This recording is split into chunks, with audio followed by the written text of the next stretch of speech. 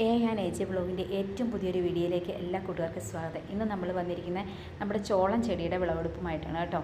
അതിൽ ഈ ഒരു ചെടിയിൽ ഒരു കായാണ് ഉണ്ടായത്. അത് അത്യാവശ്യം നല്ല വലിപ്പമുള്ള കായാണ്. നമുക്കത് വിളവെടുക്കുമ്പം അത് നോക്കുമ്പോൾ തന്നെ കാണാൻ സാധിക്കും. ഫുൾ സീഡുകളോട് കൂടിയതാണ്. നമ്മൾ കടയിൽ നിന്നൊക്കെ വാങ്ങുന്ന വിധത്തിലുള്ളവയാണ്. അപ്പോൾ ഇത് നന്നായിട്ട് മൂത്ത് പാകമായതുകൊണ്ട് തന്നെ നമുക്ക് ഇതിനെ ഉണങ്ങിയെടുത്താൽ പോപ്കോൺ ഉണ്ടാക്കാൻ സാധിക്കും. അതാണ് കേട്ടോ ഞാൻ ഉദ്ദേശിക്കുന്നത്.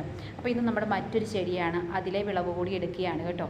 ഇതും അതുപോലെ തന്നെ നമ്മുടെ കടയിൽ നിന്ന് വാങ്ങുന്ന അതേ വലുപ്പമുള്ള ഫുൾ സീഡുകളോട് കൂടിയ തന്നെ ചോളമാണ് നമുക്ക് കിട്ടിയിരിക്കുന്നത്. കുറച്ച് കായ്കൾ അല്ലെങ്കിൽ സീഡുകൾ മുളച്ചിട്ടുണ്ട്. അത് നമുക്ക് പുതിയൊരു തൈയായിട്ട് നട്ടു വളർത്താനൊക്കെ സാധിക്കും.